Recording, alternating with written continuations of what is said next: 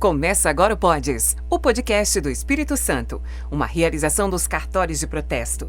Aqui conversamos com lideranças, empresários e empreendedores e profissionais que contribuem para o desenvolvimento empresarial do nosso estado.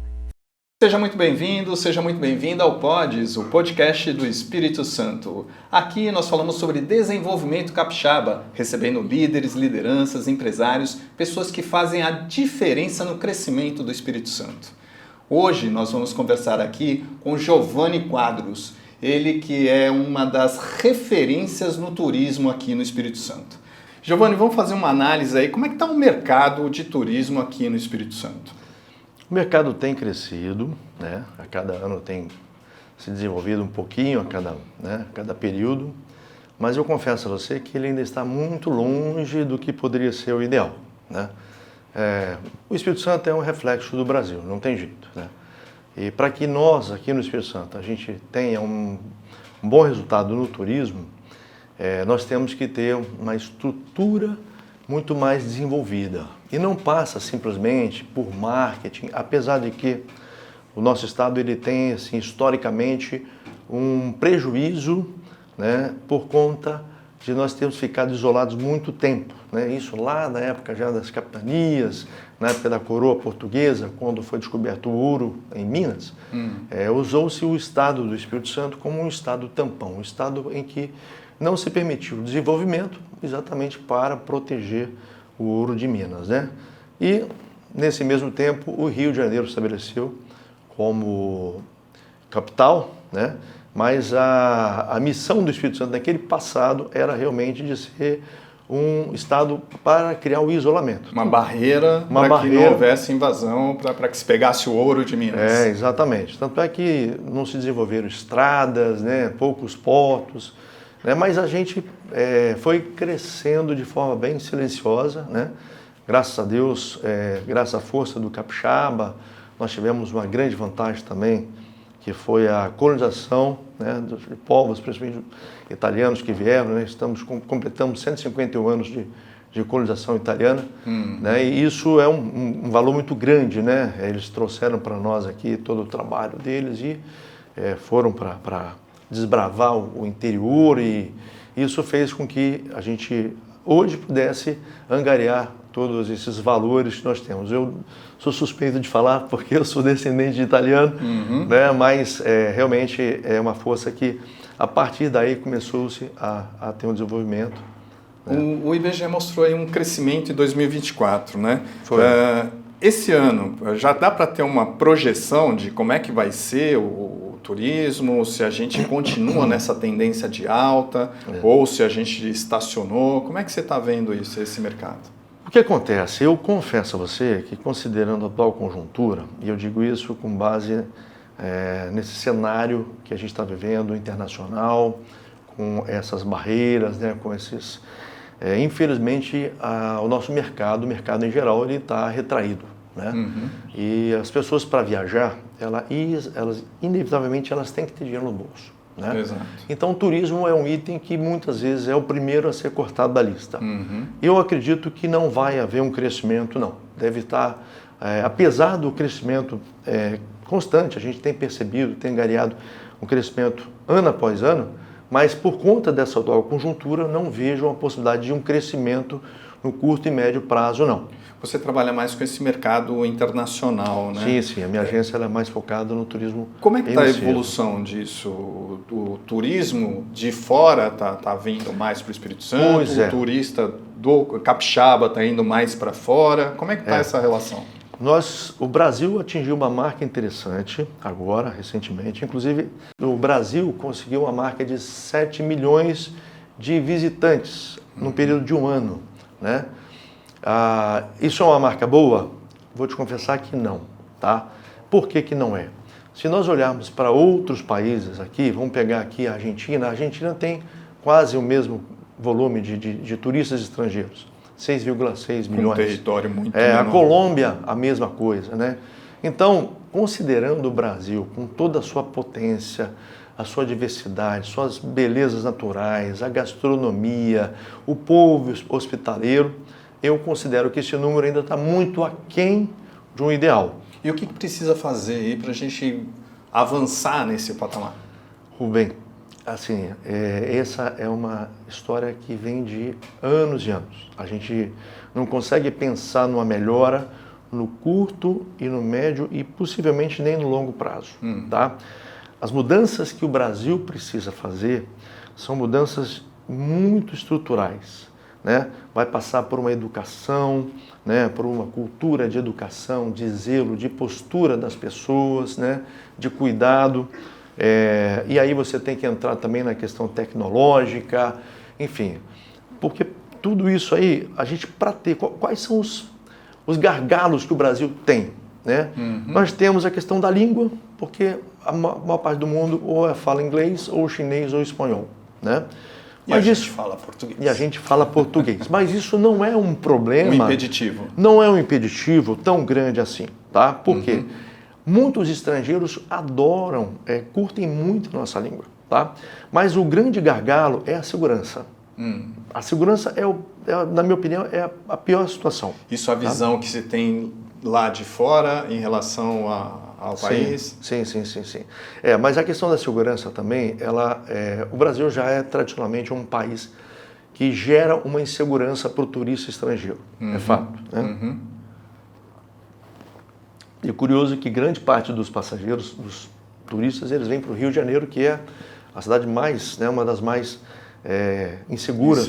Exatamente. Mas é por conta também do cartão postal que o Rio de Janeiro é. Copacabana. Né? E aí é que entra o marketing. O Espírito Santo, para que ele pudesse ter uma melhor projeção, ele precisaria ter um pouco mais de marketing, né? E essa é a minha pergunta. Isso funcionaria? O que está faltando para o Espírito Santo para alavancar o turismo aqui local? Nós melhoramos bastante a nossa infraestrutura. Nós temos hoje o melhor aeroporto do Brasil, e é realmente um ótimo aeroporto. A rede hoteleira está muito melhor, está mais nova. Tá?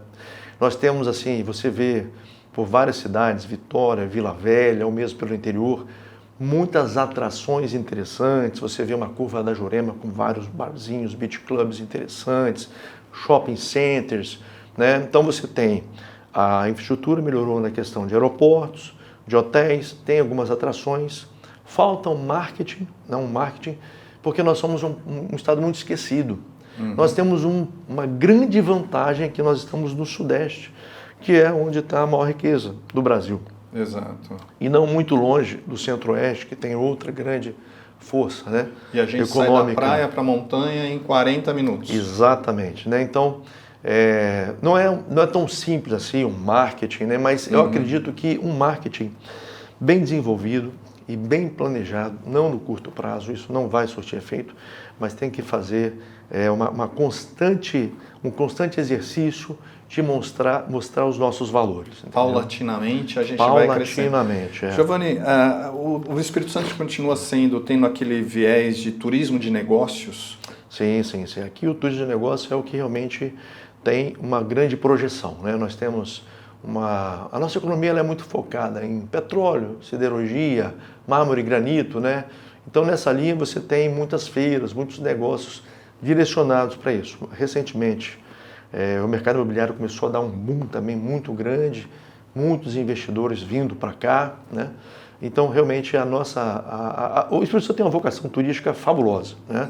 A gente tem ótimos portos, muitos portos, mas todos eles comerciais, todos eles não são portos para o passageiro, né? Pois é.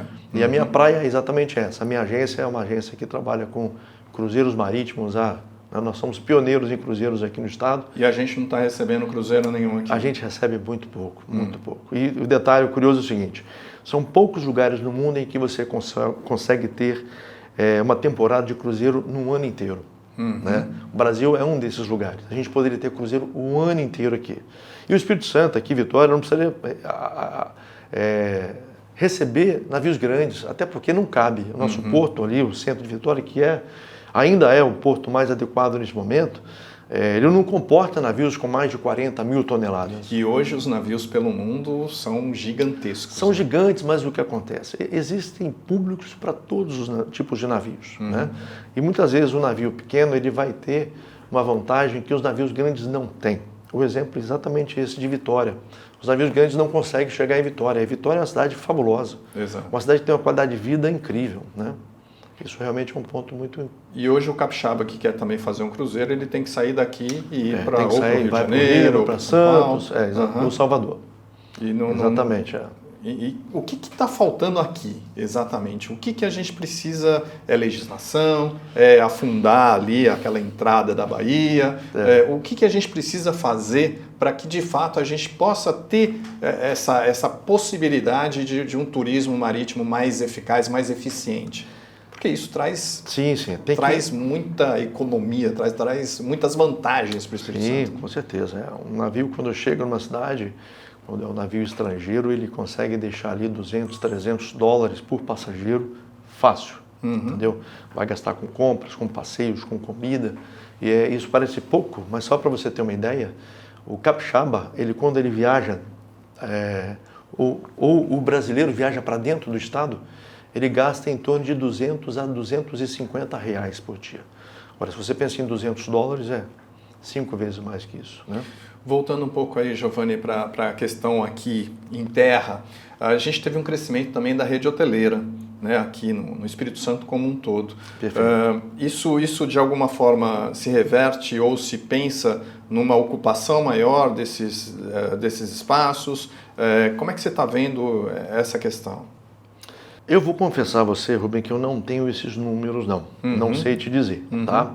Porque, como eu disse, eu trabalho muito mais com o mercado emissivo. Certo. Né? Mas eu fico analisando o seguinte, não fica difícil de avaliar e de especular o seguinte: quantas empresas de receptivo nós temos no estado do Espírito Santo? Pois é. São muito poucas. Muito poucas. Dá para contar nas mãos, né? Então, assim, por aí você vê que não há uma demanda de turistas para cá. Eu acredito que os hotéis, eles passam por momentos de grande sazonalidade, né? Exatamente, tem os momentos, por conta desses eventos de negócio. Eventos, feiras, às vezes uma festa. Passou isso aí, eles vão naturalmente ter um movimento inferior ao ideal. É o que eu penso. O turismo, ele impacta diretamente no PIB aqui no Espírito Santo, né? Sim. Como é que isso é revertido em relação às agências? Como é que isso chega para as agências? Olha, no meu caso lá, eu atendo pontualmente alguns clientes que eu faço questão de trazer para o Espírito Santo. Por exemplo, agora em julho nós trouxemos aqui para o estado cerca de 40 médicos que vieram comemorar aniversário de formatura, né? Então nós preparamos essa viagem para que eles ficassem hospedados em Pedra Azul, né, num ótimo hotel, e foi uma escolha feita com muito cuidado, porque nós tínhamos que fazer com que tudo funcionasse, né? Não adianta a pessoa ir para um ambiente e chegar lá, não tem um restaurante funcionando, não tem uma atração funcionando, então... Tudo fechado. Para as agências emissivas, a participação do turismo, né, entrante, ele é pouco, não tem muita interferência. A minha empresa tem uma vantagem que é a seguinte: a minha agência fica muito próximo ao grande hotel de Vitória, que é o Sheraton. Né? Então, muitos passageiros que estão ali, já informados que a minha agência está ali pertinho, eles chegam na minha agência ou para obter informações, ou para comprar um passeio, e nós prestamos essa assessoria para o viajante. E só fazendo um parênteses, tem aumentado o número desses pacotes, desses serviços? Sim. Recentemente, o governo do estado estabeleceu uma parceria com as operadoras no Brasil, né? Vamos pegar aqui um exemplo de operadora CVC, por exemplo, só para quem não sabe o que é uma operadora, né? Mas são dezenas de operadoras que receberam essa abordagem do governo do estado para que elas colocassem o Espírito Santo como um destino para suas viagens, né? Isso é agora, recente também, acabou de sair, tem muito pouco tempo. A gente tem também um outro viés aí, que o turismo rodoviário é o predominante aqui no Espírito Santo. Tem como se alterar isso? Como é que você está vendo a progressão disso? Você que está trabalhando aí com o pessoal do marítimo, é possível de alguma forma se chegar ao mesmo nível? Não, é improvável, porque o que acontece? Vamos lá. Nós temos a questão da população, né? Nós temos uma população muito estamentada, nós temos ali classe A, B, C, né? E naturalmente a classe A e B é muito menor do que a classe C e D. E a classe C e D, naturalmente, ela vai buscar o melhor custo. E o melhor custo ele vai encontrar nas viagens rodoviárias, né? Apesar de que as passagens aéreas têm tido uma redução, né? Muito sazonal, claro, ainda não muito constante, mas... Ofertas na madrugada. Oferta na madrugada, exatamente. E aí muitos clientes acabam realmente experimentando e vendo o benefício de se fazer uma viagem, né, daqui para o Rio, em vez de fazer 8 horas de ônibus, faz 1 horinha de avião, né, e fica muito mais prático, né? Para São Paulo a mesma coisa, São Paulo já é o dobro da distância, então em 1 hora e 45 minutos você chega em São Paulo, já pronto para começar o dia, né? Então é assim que funciona os modais de turismo, né? Então realmente rodoviário tem muito mais ônibus do que avião, então só por aí a gente já consegue entender que dificilmente ou cruzeiro ou as opções de voos vão superar o transporte rodoviário, né? O turismo rodoviário. E quais são os segmentos aí, Giovanni, na sua opinião, aí, que tem mais potencial de crescimento? Sol e praia, religioso, gastronômico? Olha, quando você fala isso... A gente continua com os negócios à frente aí? Na verdade, gente, como eu disse, nós temos uma vocação para negócio muito forte, pelo fato de estarmos no Sudeste e temos grandes indústrias, né, uma economia muito robusta, né, e crescendo ano após ano, já tem muito tempo que a gente vem crescendo. Então a gente tem esse benefício da posição geográfica, né? Agora, quando você fala isso, eu fico arrepiado porque eu trabalho com turismo há 40 anos praticamente e eu fico vendo todo o potencial que o Estado tem. Eu já tive a oportunidade de chegar em Vitória, né, embarcar num navio lá no Nordeste e vir trazendo gente lá, começou lá acho que foi em Recife, depois parou primeiro Recife, Maceió, depois Salvador e foi entrando. Quando eles desceram em Vitória, eu tive a oportunidade de ouvir e sentir deles a seguinte impressão: como que a gente não conhecia esse lugar antes? Eles ficaram encantados. E curioso, assim, detalhes muito interessantes. Olha só os pontos que eu anotei. Claro, os jardins são lindos. Olha que interessante. A cidade não é pichada. As pessoas são muito cordiais e bonitas. Nunca vi tanto carro bonito importado. Olha só que interessante. Tem isso. Isso reflete a qualidade de vida, né? Sim. Mas uma coisa que eles ficam... E o PIB capixaba, que é alto. E o PIB capixaba, né? A gente está com 56 bilhões de per capita aí, que é fantástico isso. 56 bilhões.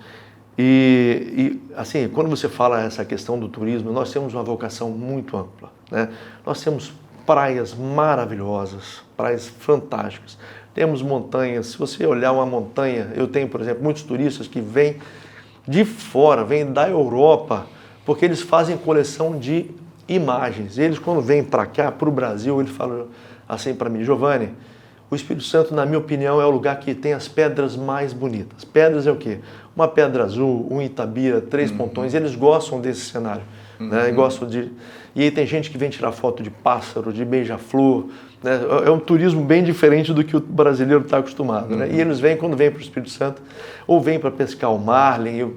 Então tem N possibilidades aí, a gente saindo da questão da muqueca ali, né? E ampliar um pouco mais esse comércio. E como eu disse, a gente tem a cultura alemã, temos a cultura italiana, temos uma comunidade pomerana raríssima, né? Nós só temos 2 cidades no Brasil que despontam essa cultura pomerana. Uma é Pomerode, né, em Santa Catarina, e outra aqui, né, aqui no nosso estado. Então, são ícones que nós temos e que a gente precisa valorizar, né? Esses eventos locais aí, Giovanni, Itaúnas, né, Festa da Polenta, Sim. A questão do café, né? Isso pode ser trabalhado de alguma forma também em pacotes pelas agências? Pode, naturalmente, sim, claro. E isso está sendo feito? Tudo isso é turismo, sim, sim.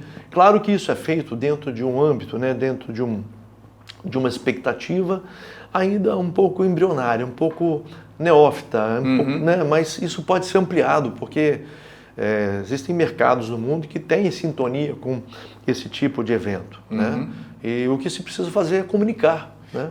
E de forma sistemática. Isso que eu ia falar, né? Que a gente está aqui no meinho, né? Quer dizer, a gente tem a Bahia, a gente tem o Rio de Janeiro, a gente tem Minas Gerais, que trabalham a questão do turismo de forma mais efetiva.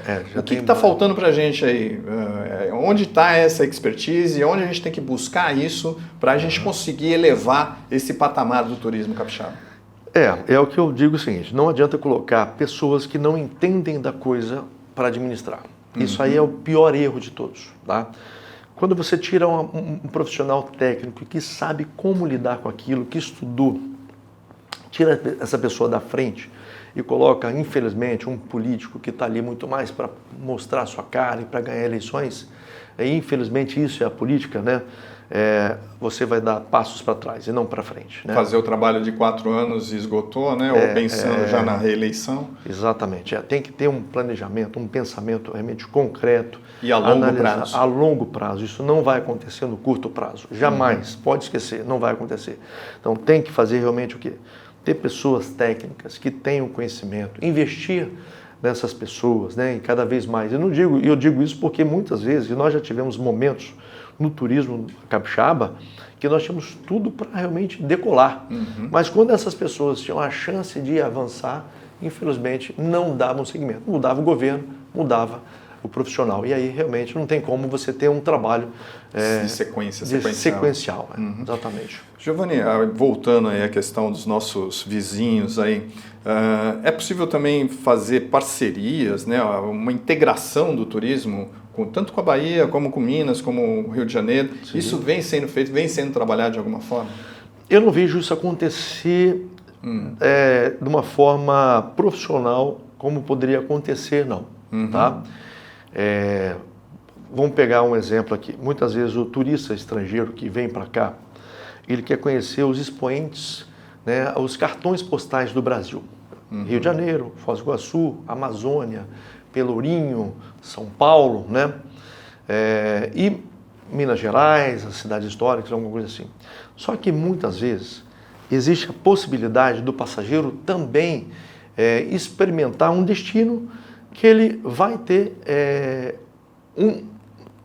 vai conhecer um Brasil diferente. E eu digo isso porque eu quero fazer aqui a defesa do Espírito Santo. Né? Nós, infelizmente, nós não temos uma identidade marcante. Né? Não temos essa identidade marcante. Mas nós temos uma estrutura muito boa. Né?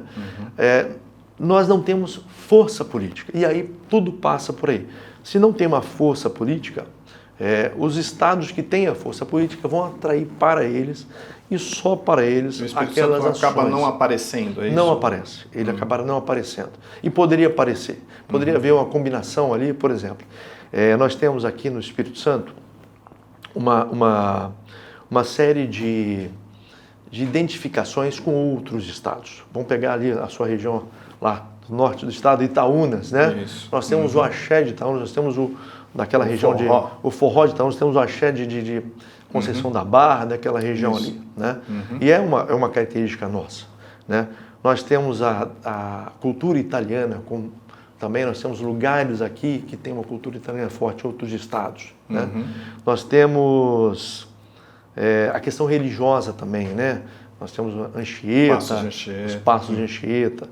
Então, tudo isso pode fazer parte de, digamos, uma rota da festa do axé, ou rota da gastronomia italiana, ou a rota religiosa do Brasil.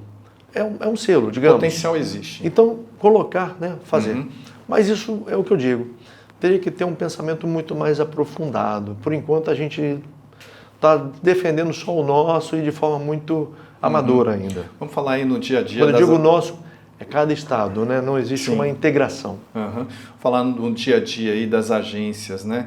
Quais são os principais desafios que você vê das agências aqui no Espírito Santo? Das agências de viagens. Isso. Bom, são muitos os desafios das agências, né? Hoje é muito fácil. Eu costumo dizer que o produto mais fácil que você tem para comprar na internet é viagem. Porque a viagem você não precisa de um produto físico. Só precisa ter um número, né? O número, qual é o número do seu bilhete aéreo? Qual é o número do código do seu cruzeiro marítimo? Qual é o número da sua reserva de hotel? Não precisa. Então você comprou por ali, recebeu pela internet o número e você viajou.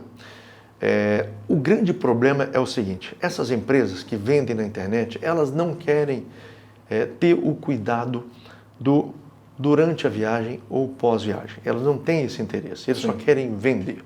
Hoje, se você depender de uma companhia aérea para resolver uma questão, esquece. E aí é que entra a presença, a importância de um agente de viagens. Porque um agente de viagens que tem uma agência, você tem ali, né, diferentemente de uma companhia aérea, que você não consegue ir numa loja de uma companhia aérea, ou uma loja de um estabelecimento como uma companhia de cruzeiro que seja. Mas você consegue ir numa loja de uma agência de viagens. E esse é um detalhe importante. As pessoas estão perdendo essa humanidade, né? Esse contato pessoal, né? E eu digo isso, que o agente não tem só isso para oferecer. Ele tem as soluções para poder tratar muitos dos casos que esses fornecedores, donos dos produtos, não querem resolver. Do antes, do durante e do depois da viagem. Exatamente. É muito comum, por exemplo, lá na nossa agência, a gente perceber um determinado cliente que comprou a sua viagem por conta própria e simplesmente não foi orientado pela internet, pelas OTAs, né? Online Travel Agents, pelas agências online, né? Ou companhia aérea, sobre os requisitos para a viagem. Né? Os trâmites necessários. Às vezes precisa ter um documento com a validade específica, né? Um passaporte tem que ter a validade mínima de 6 meses, ou a identidade tem que ter a validade mínima de 10 anos, a vacina, seguro de viagem, uma autorização para viajar. Então, são muitos fatores que nós tristemente observamos de clientes que perdem a sua viagem porque não atentaram para isso e também não foram devidamente orientados. Por isso que é importante o passageiro ele valorizar o agente de viagens, né? O agente de viagens ele está ali exatamente para acolher o passageiro, para simplificar, para fazer com que ele aproveite da melhor forma a viagem. Muitas vezes o passageiro que ele compra a viagem por conta própria, ele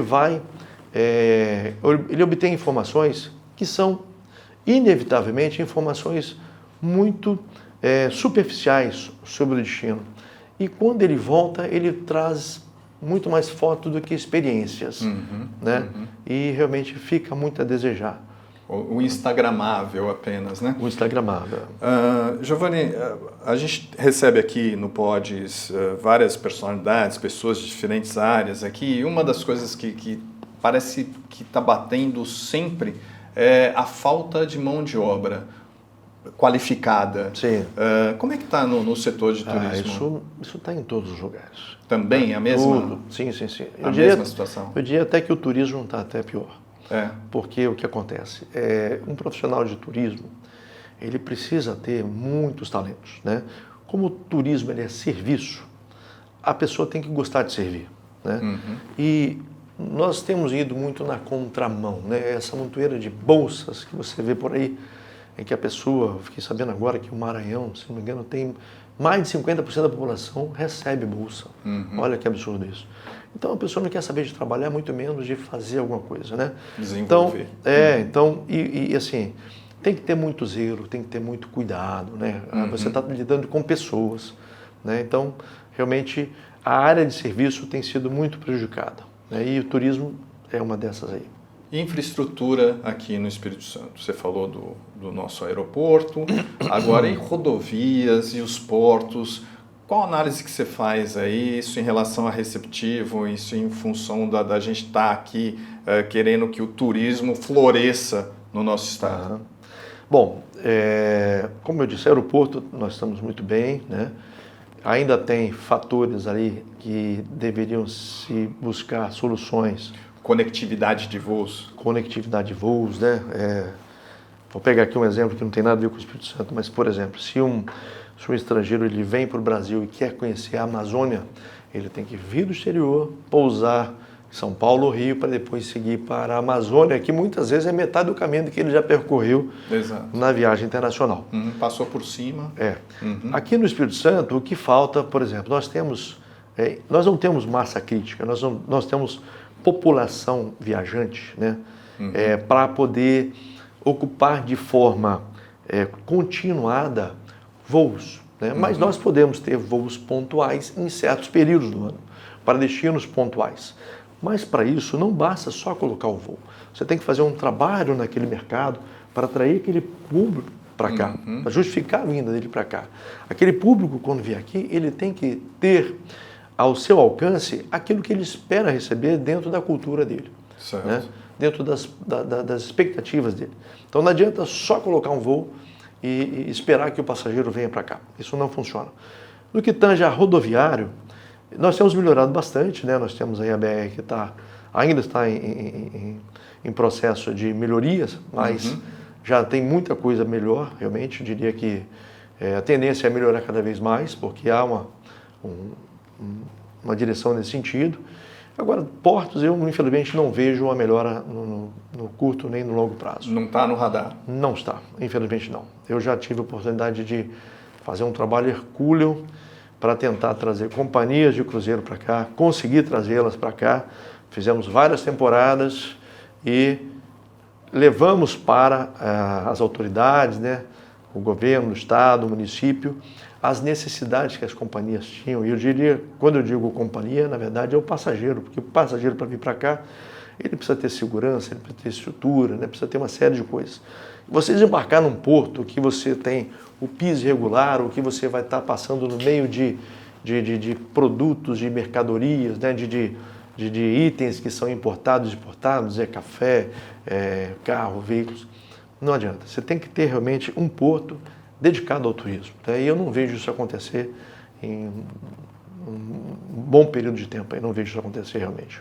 Você falou da questão da sazonalidade do turismo aqui no Espírito Santo. Perfeito. É possível a gente pensar e, de alguma forma, entrar em contato com as companhias aéreas para que nesse período se forneça mais voos, ou com as companhias de ônibus?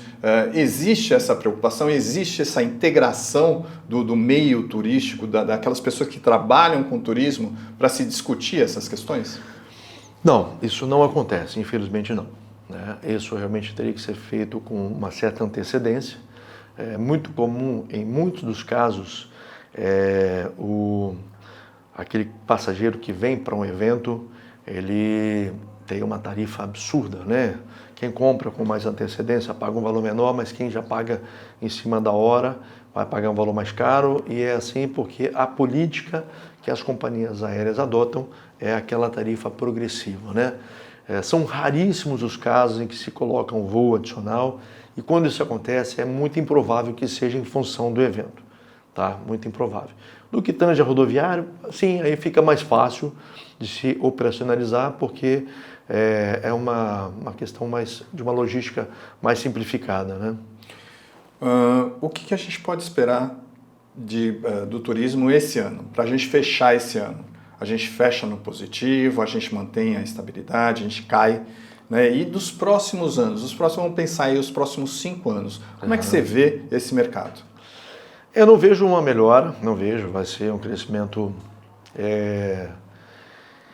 Acredito no crescimento, sim, né? Nós tivemos algumas ações no passado que agora nós estamos tendo essa colheita, né? Quando no passado se isentou algumas nacionalidades do visto, né? Australianos, chineses, canadenses, americanos, a barreira do visto acabou sendo uma barreira eliminada, e essas pessoas pensaram, né? Começaram a pensar no Brasil, naturalmente no Espírito Santo, como uma opção de turismo, né? Querendo ou não, como se diz, né? A água flui por onde tem menos obstáculo, né? Do mesmo jeito o turista, do mesmo jeito o dinheiro, não tem jeito. Então, as pessoas vão naquele caminho que é mais fácil, né? Se tem visto é um problema, se tem algumas exigências, muitas vezes ele vai dar a volta e não vai. Um exemplo disso é o México, por exemplo. A minha agência é uma das grandes vendedoras de México aqui no estado, e eu já fui ao México 5 vezes, e simplesmente por conta da obrigatoriedade do visto, teve uma queda absurda, né? Porque as pessoas não querem ir para o México, tem que tirar o visto. Não, então vou para outro destino, vou para Aruba, Curaçao, República Dominicana, Colômbia, né, San Andrés, enfim. Então, realmente foi um impacto grande que causou nos turistas com intenção de ir para o México. E, Giovanni, existe espaço aqui também para o chamado o turismo de luxo, né? Aqueles pacotes premium, pensando aí nas montanhas, as capixabas, né? Como é que está isso? Já está em pauta? As pessoas, eu ouço muito se discutir isso, né? De falar não, porque o pessoal vem pagando em dólar. Está acontecendo isso de fato? Sim, não, isso já acontece, já. Nós temos inclusive muitas pousadas, né? Não pense que o turismo de luxo vai ser um hotel grande. Muitas vezes é uma pousada romântica, né? Bem estruturada. Uma pousada bem estruturada, que muitas vezes consegue conciliar com uma opção gastronômica de primeira qualidade. Então, isso acontece com frequência, já tem acontecido, né? Pedra Azul é um destino dos mais procurados, mas tem outros também destinos aqui no estado que tem sido um vetor desse público que quer um turismo de luxo. E é possível pensar aí também o Espírito Santo se consolidar no turismo de longa permanência, as pessoas fiquem mais tempo aqui, porque o que a gente vê, o turista vem, viu, foi embora. Quer dizer, deixa muito pouco aqui para o estado. Sim, sim. Não vejo isso como uma tendência, não. Tá? Não consigo ver isso como uma tendência. Para que fosse possível manter o turista mais tempo aqui no estado, realmente ele teria que se ocupar de atrações. Tudo bem, nós temos muitas atrações, né? Como eu disse, como minha agência fica pertinho de um dos maiores hotéis e dos melhores hotéis aqui de Vitória, o turista, quando ele vai lá, muitas vezes eu pergunto, quanto tempo você vai permanecer aqui? Geralmente uma média de 5 dias. Exato. E eu faço uma pergunta, uma provocação. Eu falo, mas é muito pouco. Ele fala, é mesmo? O que tem para ver? Aí eu falo. Ele fala, nossa, mas é uma pena, porque agora não tenho como mais mudar a minha passagem. Aí eu realmente encho a boca para falar de todas as coisas maravilhosas. Você tem que caminhar no calçadão, vai tomar uma água de coco ali, dá um mergulho na ilha tal, na praia tal. Um dia você vai para Anchieta, você pode ir para Guarapari, pode ir para Iriri, né? Piúma tá desenhando um calçadão bacana também, um balneário que, claro que respeitadas os públicos, mas também é um destino interessante. Marataízes a mesma coisa. Então tem muitas praias, muitas montanhas, muita cultura, gastronomia, né? Tem um aspecto religioso, então tudo isso. E outra coisa bacana também, que muita gente, de forma equivocada, viu gente? É um absurdo quando eu ouço isso. Eu digo isso porque eu já fui recrutador da prefeitura, do Sebrae, do Senac, e o que acontece? Há uma falsa ideia de que o capixaba não recebe bem. Isso não é verdade, tá? O capixaba recebe muito bem mesmo. As pessoas que vêm para cá, para você ter uma ideia, 98% dos turistas que vêm para o Espírito Santo avaliam como excelente. Olha só. E bacana. um dos pontos em que eles avaliam é exatamente a alegria, a cordialidade do capixaba. Né? Que bacana. Isso é um motivo de alegria, porque a gente, quando faz esse processo de treinamento, treina taxista, recepcionista de hotel, garçom, a gente bota muito isso na cabeça deles. Olha, gente, vocês estão tratando com a família de vocês. É o que a gente procura botar na cabeça deles. Faz de conta que a sua vozinha que está ali. Giovanni, você, como eu disse no início, é uma referência aí na área de turismo, né? São mais de 40 anos no mercado. Como é que você começou nessa carreira? O que aconteceu? Como é que você trilhou para chegar até hoje, para ser essa pessoa aí recomendada por todo mundo na área do turismo? Rubem, eu comecei muito novo, né? Vou fazer 58 anos. Comecei bem novinho com meu pai. Assim, oficialmente eu vou considerar 40 anos, mas até tem um pouquinho mais de tempo que isso, porque desde os meus 13 anos, meu pai, como é dono da agência mais antiga do estado, ele já me chamava. Meu filho, o que você está fazendo? Eu falei, eu estou em casa vendo TV. Vem para cá para me ajudar. Né? Perfeito. Aí eu ia para lá para poder bater carimbo em passagem, levar documento na casa de cliente, ia banco, aqueles servicinhos menores. Aí com o tempo tomei gosto e naturalmente por ser, né, filho do dono, a gente começa a botar o pé na estrada e conhecer o mundo e você fica realmente entusiasmado com essas oportunidades e aí a gente toma realmente o gosto. Até que um certo dia, em 1995, eu já estava namorando a minha esposa, né? E eu, como funcionário do meu pai, eu pensei em realmente abrir um negócio próprio para que eu pudesse sustentar a minha família, né? Sair debaixo das asas. Sair debaixo das asas dele, né? Estava tudo muito bem, mas eu tinha que realmente caminhar pelas minhas próprias pernas. Então, eu e a minha esposa... Fazer essa transição. Na época, minha namorada, sentei com ela, e ela também ela trabalhava no turismo naquele passado, ela era gerente de uma locadora de veículos. Falei, Dani, nós vamos abrir uma empresa nossa. Como é que é isso? Falei, olha, o mercado ele vai caminhar, na minha opinião, para esse destino, para este rumo, né?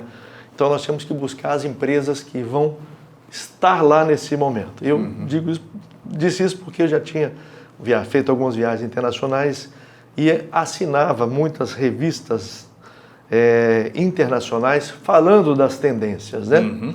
Então, nós estudamos o mercado durante 2 anos e resolvemos criar a nossa empresa, que é a Companhia da Viagem, em 1997. Em 97 nós criamos a nossa empresa e em 98 nós casamos. Falou, agora a responsabilidade está aí, vamos ter que arregaçar as mangas e fazer acontecer. Duplicou a responsabilidade. Duplicou. Aí nós fomos atrás das melhores empresas possíveis, né? Fizemos toda uma approaching, né? Uma apresentação das nossas intenções. Fomos muito bem recebidos, graças a Deus. Eu já tinha uma boa bagagem, né?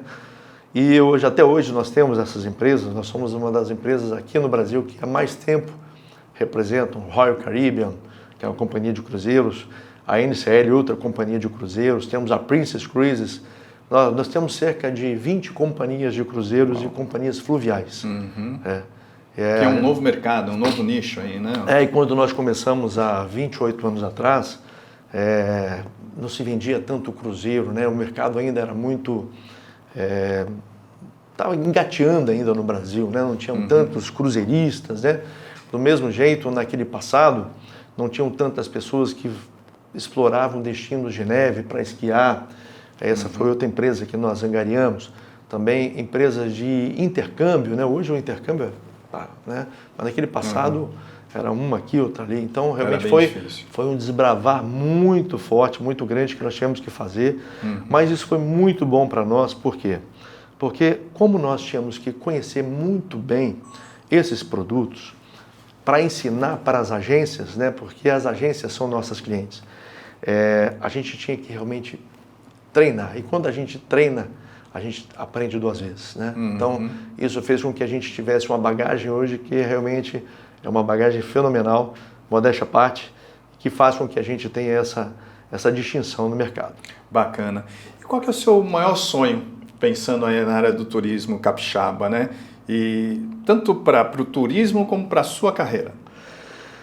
O Rubem, eu vou dizer para você que o meu sonho é ver navios chegando aqui em atracando Vitória, no Porto de Vitória. Porque eu tive uma experiência muito legal. Quando nós conseguimos trazer, né?